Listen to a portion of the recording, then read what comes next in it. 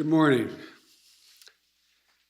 It will come as no surprise that I'd like to talk about what we need today to raise the debt limit, and why the Republicans in Congress what they're doing today is so reckless and dangerous in my view.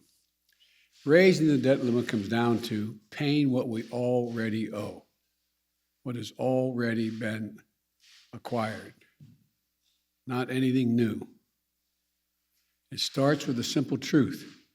The United States is a nation that pays its bills and always has. From its inception, we have never defaulted. What we pay for, so it keeps us a great nation. Social Security benefits for seniors, salaries for brave service members, and benefits for veterans, and other financial obligations for our people and for our nation. We're able to meet these obligations based on the revenue we receive from taxes and based on our ability to borrow when needed. And in that case, we're able to borrow because we always pay our debt. We always paid what we owe. We've never failed.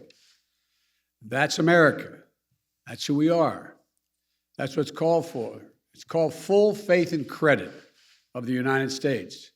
It's rock solid. It's the best in the world. But here's the deal. There's a cap on what we can borrow called the debt limit. And only Congress can raise or lower that debt limit. So let me be really clear. This is really important to know. Raising the debt limit is about paying off our old debts. It has nothing to do with any new spending being considered. It has nothing to do with my plan for infrastructure or building back better. Zero. Both of which I might add are paid for. So if we're going to make good on what's already been approved by previous Congresses and previous presidents and parties, we have to pay for it. Social Security benefits, the American people are promised, salaries for servicemen and women, benefits for veterans. We're going to have to raise the debt limit if we're going to meet those obligations. And raising the debt limit is usually a bipartisan undertaking, and it should be. That's what is not happening today. The reason we have to raise the debt limit is in part because of the reckless tax and spending policies under the previous Trump administration. In 4 years, they incurred nearly $8 trillion. In 4 years, $8 trillion in additional debt. In bills we have to now pay off. That's more than a quarter of the entire debt incurred now outstanding after more than 200 years. And Republicans in Congress raised the debt 3 times when Donald Trump was president, and each time with Democrat support. But now they won't raise it, even though they're responsible for more than $8 trillion in bills incurred in 4 years under the previous administration. That's what we'd be paying off. They won't raise it, even though defaulting on the debt would lead to a self-inflicted wound that takes our economy over a cliff and risks jobs and retirement savings, Social Security benefits, salaries for service members, benefits for veterans, and so much more. A failure to raise the debt limit will call into question Congress's willingness to meet our obligations that we've already incurred, not new ones, we've already incurred. This is going to undermine the safety of U.S. Treasury securities, and it will threaten the reserve status of the dollar as the world's currency that the world relies on. American credit rating will be downgraded. Interest rates will rise for mortgages, auto loans, credit cards, borrowing. Folks, watching at home, you should know this is the Republican position. Here's what it is. They won't vote to raise the debt limit to cover their own spending. Democrats voted with them to cover that spending the previous 4 years. They say Democrats should do it alone. But then they're threatening to use a procedural power called the filibuster, meaning that we'd have to get 60 votes, not 50 votes, to increase the debt limit. This would block the Democrats from meeting our obligations and responsibilities to prevent Congress from raising the debt limit. So let's be clear. Not only are Republicans refusing to do their job, they're threatening to use the power their power to prevent us from doing our job, saving the economy from a catastrophic event. I think, quite frankly, it's hypocritical, dangerous, and disgraceful. Their obstruction and irresponsibility knows absolutely no bounds, excuse me, especially as we're clawing our way out of this pandemic. Democrats will meet our responsibility and obligation to this country. We're not expecting Republicans to do their part. They made it clear from the beginning. We tried asking to no avail.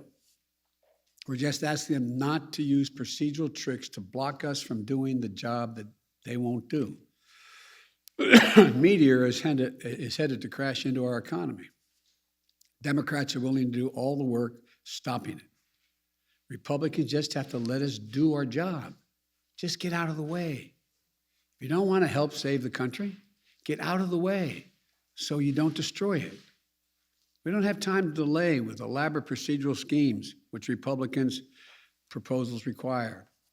Scores of votes without any certainty at all, many of which have nothing to do with the debt limit at all.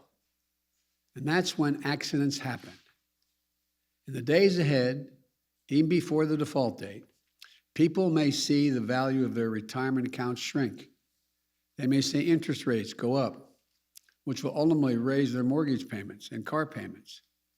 And the American people, look, I just say it this way. As soon as this week, your savings and your pocketbook could be directly impacted by this Republican stunt. It's as simple as that. Republicans say they will not do their part to avoid this needless calamity. So be it. But they need to stop playing Russian roulette with the U.S. economy. It's one thing to pay our debts already acquired. It's another to require a supermajority to pay the debts already acquired. It's not right. Let the Democrats vote to raise the debt ceiling this week without obstruction or further delays. Democrats in the House have already passed a bill that would do that. It's sitting in the United States Senate where Democrats have the votes ready to pass it. That's the only way to eliminate the uncertainty and risk that's going to harm American families and our economy. Let us vote and end the mess. You know, we've got to get this done. We must get this done. It is, like, as I said, playing Russian roulette to play these games. We can do it this week. Just get out of the way and let us pass it. Thank you. Mr. President, Senator Mitch McConnell says he has sent a letter to you explaining his view. Have you seen that letter? Have you communicated with him? And how dire do you believe this is if action doesn't take place in the next few days? First of all, I did get a letter. I got it 10 minutes before I walked in here. I've read it. I plan on talking to Mitch about it. He and I have been down this road once before, back when I was vice president. And I hope we can have some intelligent and honest conversation about what he's proposing. And I think the easiest way to do this, and if the Republicans would not use the filibuster, would be to let us vote on what is already in the Senate right now, passed by the House, to raise the debt limit. And we could do that in the next several days. Mr. President. Thank you, Mr. President. You've often touted your experience in the Senate, your 36 years in the Senate. Your aides have talked about your abilities to be a closer on deals involving legislation.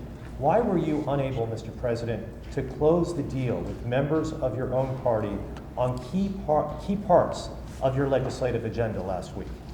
Thank you. I've been able to close the deal on 99% of my party. Two people. That's still underway. I don't think there's been a president who's been able to close deals that's been in a position where he has only 50 votes in the Senate and a bare majority in the House. This is a process. We'll get it done. President, it sounds like you're putting the blame squarely on two U.S. senators for your inability to close that deal, Senator Sinema and Senator Manchin. Am I incorrect? Is that who the blame lies with? Look, I need 50 votes in the Senate. I have 48. Leader Schumer has vowed not to raise the debt ceiling through the reconciliation process. So ultimately, if push Say that comes to again, I'm shove, sorry. Leader Schumer has said he won't raise the debt ceiling through the reconciliation process. So ultimately, if push comes to shove and Senator McConnell does not change his position, what is more important, that position that Senator Schumer has or raising the debt ceiling? And then I also have a question for you on Ethiopia. If you would. No, I'm going to answer one. I'm not going to answer Ethiopia. Let's stick on the debt so we don't confuse the American people. Number one, the issue of reconciliation, which is like code to the American people. What's reconciliation? There is a process that I understand the Republican leader is willing to initiate, go through, that would require literally up to hundreds of votes. It's unlimited number of votes having nothing directly to do with the debt limit. Could be for everything from Ethiopia to anything else that has nothing to do with the debt limit. And it's fraught with all kinds of potential danger for miscalculation. And it would have to happen twice. So you could literally have several hundred votes over the next number of days. Everything else would come to a standstill, but you still find yourself in a situation where at the end of the day, we may have passed something that in fact then has to be undone again by either Democrats or Republicans. It's an incredibly complicated, cumbersome process when there's a very simple process sitting out there. Sitting at the desk in the United States Senate is a bill passed by the House saying, we Democrats will raise the debt limit, take responsibility for raising it, even though we didn't, some voted to acquire the debt as well. We'll go ahead and do that. That's the way to proceed. But if it comes down to reconciliation or raising the debt ceiling, which position would you take? I'm not going to cross that bridge till we have to get there. Would you address the allegations of genocide and why you haven't yet imposed those sanctions that you authorized 2 weeks ago, sir? Speak to that later. Regarding your Build Back Better agenda, we know the top line figure from Senator Manchin is $1.5 trillion. Senator Kirsten Sinema has yet to really give that number of where she's willing to go, how high she's willing to go, but she says she's negotiating good faith with the White House. What is her figure? I'll let her tell you that. I don't want it. We're in negotiations. Between 1.5 and 3.5? Is it higher at least than the 1.5? I'm not going to negotiate in public. Mr. President, Mr. President. Mr. President, how is what the Republicans are doing now any different from when you opposed raising the debt limit as a senator during the Bush years? Because we weren't calling for filibuster. We did not requiring 60 votes, and it was a straight up and down vote.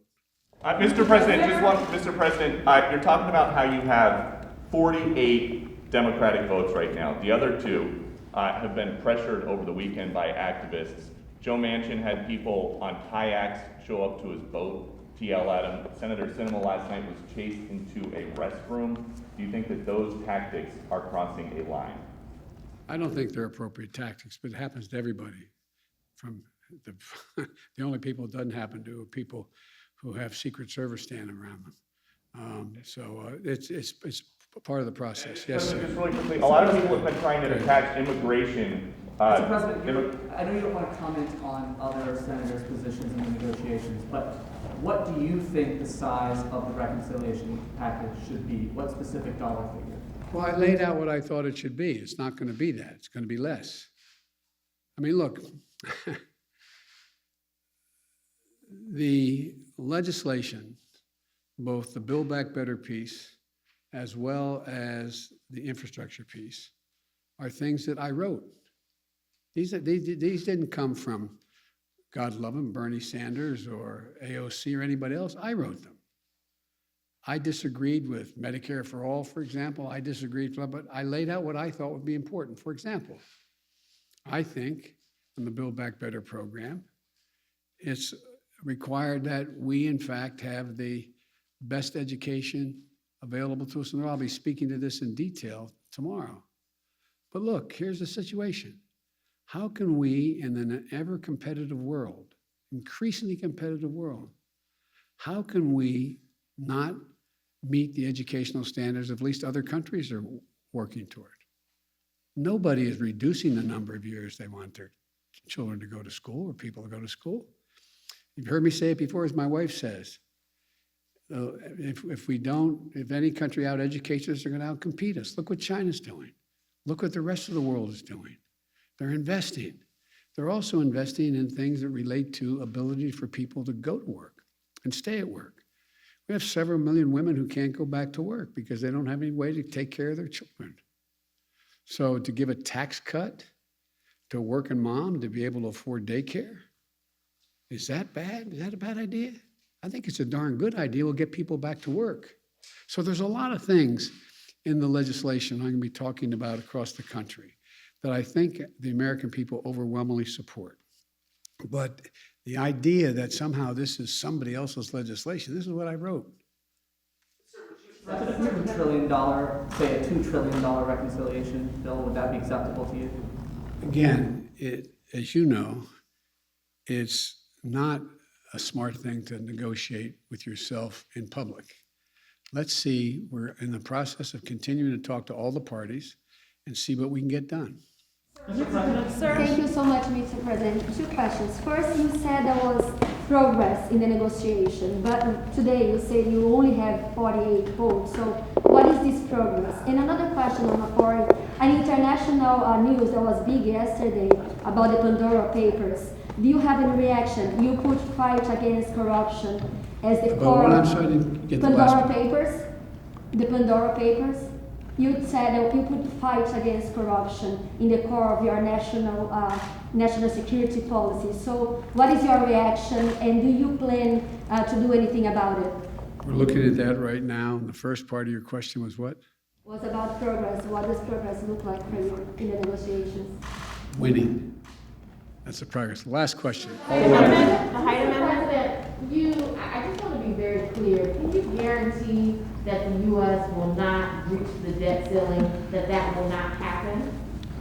No, I can't. That's up to Mitch McConnell. So it is possible that the U.S. will not pay its debt. That is possible. I can't believe that that will be the end result because the consequence is so dire. I don't believe that. But can I guarantee it? If I could, I would, but I can't. Thank you all very much. Appreciate it. Senator Manchin says the deal is off